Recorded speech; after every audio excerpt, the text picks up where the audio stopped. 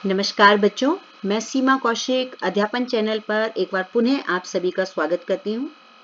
आज मैं आप लोगों के लिए विषय लेकर आई हूँ सपनों के से दिन, जिसके लेखक हैं गुरदयाल सिंह जी। लेखक गुरदयाल सिंह, जिनका जन्म 10 जनवरी सन 1933 को और जिनकी मृत्यु 16 अगस्त सन 2016 को हुई थी, एक पंजाबी साहित्यकार थे जो उपन्यास और कहानी भी लिखा करते थे। इन्हें 1999 में ज्ञानपीठ पुरस्कार से भी सम्मानित किया गया था। उन्होंने अपनी प्रथम कहानी भागो वाली, उनको जो है मैगजीन पंचदरिया में उनकी वो कहानी प्रकाशित हुई थी। उनके पंजाबी साहित्य में आने से पंजाबी उपन्यास में बुनियादी तब्दीलियां भी आई थी। उनके उपन्यास मड़ी दा दीवा, इसका कई भाषाओं में अनुवाद हो चुका है। आपको जानकर हैरानी होगी कि इनकी कई कहानियों पर फिल्में भी बन चुकी हैं। आइए आप पाठ का परिचय जान लेते हैं। बचपन में भले ही सभी सोचते हों कि काश हम बड़े होते तो कितना अच्छा होता, परंतु जब सच में बड़े हो जाते हैं तो उसी बचपन की यादों को याद कर करके खुश हो जाते हैं। बचपन में बहुत सी ऐसी बातें होती हैं जो उस समय समझ में नहीं आती, क्योंकि उस समय सोच का दायरा सीमित होता है। और ऐसा भी कई बार होता है कि जो बातें बचपन में बुरी लगती हैं, वही बातें समझ में आ जाने के बाद सही साबित होती हैं। इस पाठ में भी लेखक ने अपनी बचपन की उन्हीं कुछ यादों का जिक्र किया है कि किस तरह से वह अपने स्कूल के साथियों के साथ मस्ती करते थे और वे अपने अध्यापकों से कितना डरते थे। बचपन में लेखक अपने अध्यापक के व्यवहार को नहीं समझ पाए और उसी का वर्णन लेखक ने इस पाठ में भी किया है। कहानी सपने के से दिन लेखक गुरदयाल सिंह के बचपन का ही एक स्मरण है। वो अपने स्कूल के दिनों को याद करते हैं कि वे बहुत संपन्न परिवारों में से ना थे। वे ऐसे गांव से थे जहां कुछ ही लड़के पढ़ाई में रुचि रखते थे। कई बच्चे स्कूल कभी जाते ही नहीं या बीच में ही पढ़ाई छोड़ देते हैं। ये तो उस समय की बात है जिस समय द्वितीय विश्व युद्ध का जमाना था और उन दिनों चीजें महंगी हुआ करती थी। पढ़ाई की चीजों में जितना दाम लगता उतने से एक सेर घी आ जाता था। वे अपने परिवार के पहले ऐसे लड़के थे जो स्कूल जाते थे। वे इन सब बातों को याद करते हैं कि सभी विद्यार्थी स्कूल को कैद समझते थे और पढ़ने में कुछ ही लड़कों को रुचि होती थी। उन्हें अपना बचपन का वो खेल कूद याद आता है कि कैसे सभी बच्चे खेलते समय अक्सर ही चोटिल हो जाया करते और इस पर भी उन्हें अपने और बड़ों से घरों में मार भी पड़ती थी। स्कूल के अलियार के फूलों की सुगंध वो आज भी महसूस करते हैं। पूरे साल में सिर्फ 1 या 2 महीने ही उनकी पढ़ाई होती थी और बाद में होती थी लंबी छुट्टियां। छुट्टियों में वे गृह कार्य ना करके पूरी छुट्टियां खेलने में ही निकाल देते थे और शेष कुछ दिनों में जैसे तैसे अपना कार्य पूरा करते थे। स्कूल ना जाने का एक बड़ा कारण और भी था कि मास्टर से पिटाई का उन्हें भय था। उन्हें अक्सर ही शिक्षकों से मार खाना पड़ता था। कुछ शिक्षक ऊंची श्रेणी में भी पढ़ाते थे उन्हें। उनके हेडमास्टर श्री मदन मोहन शर्मा नरम दिल के थे, जो बच्चों को सजा देने में यकीन नहीं रखते थे, पर उन्हें याद है कि अपने पीटी सर प्रीतम चंद, जो काफी सख्त थे और स्काउट कराते थे, वो तो बच्चों की खाल उधेड़ने को सदा तैयार रहते थे। वे बड़े ही अनुशासन प्रिय थे। लेखक और उनके साथियों को स्काउट करना बहुत पसंद था। खाकी वर्दी पहने, गले में दोरंगे रुमाल लटकाए और नीली पीली झंडियां पकड़कर अभ्यास करना उन्हें बहुत ही उत्साहित करता था। ऐसा लगता था मानो वे एक फौजी हों। मास्टर जी की एक शाबाशी उन्हें ऐसा एहसास कराती जैसे फौज के सारे तमगे उन्होंने जीत लिए हों।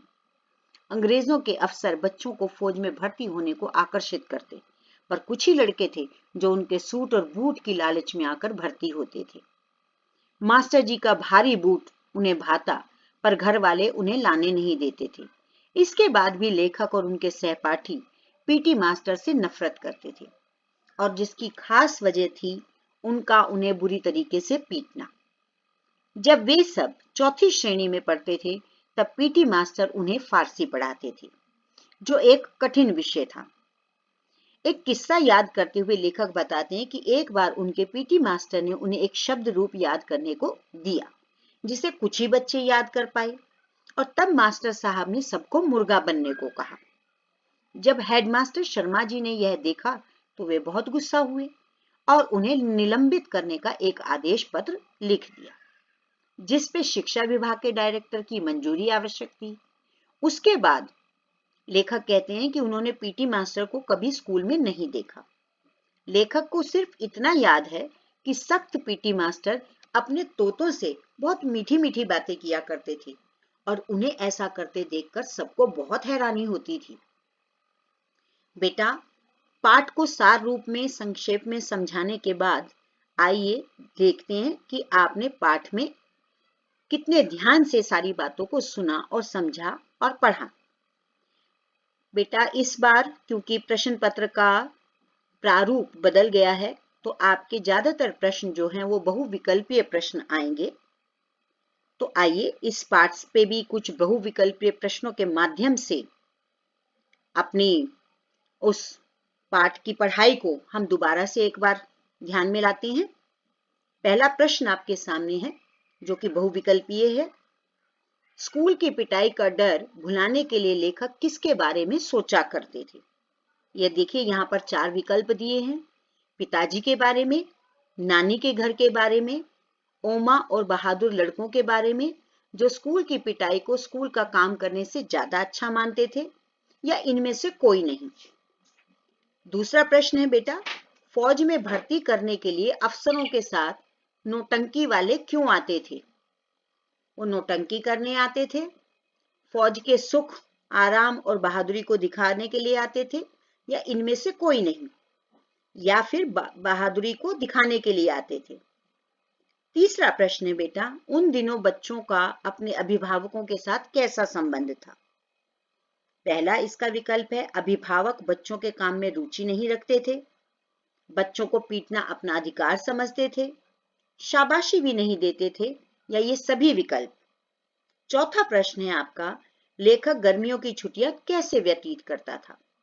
नानी के घर जाकर, मौज मस्ती करते हुए, दोनों, या कोई नहीं। अगले प्रश्न में बेटा, आज का बचपन पुराने समय के बचपन से कैसे भिन्न है? इसका बहुविकल्पीय प्रश्न है ये, तो इसका पहला विकल्प है, बच्चों के पास खुला समय नहीं है, बच्चे भोले होते थे, बच्चे माता पिता का कहना मानते थे, या बच्चों के पास खुला समय नहीं होता था। अगले प्रश्न में बेटा, लेखक को बचपन में स्कूल जाते हुए किन चीजों की महक आज भी याद है? पहला विकल्प है नीम के पत्तों की, फूलों की तेज गंध, दोनों, या दोनों में से कोई भी नहीं। अगला प्रश्न बेटा, बच्चे रेल बम्बा किसको कहते थे? पहला विकल्प है इसका, अपने नेता ओमा के सिर की टक्कर को, रेल की सीटी को, रेल इंजन को, या कोई नहीं। अगला प्रश्न है बेटा, सपनों के से दिन पाठ पाठक को कैसा अनुभव करवाता है?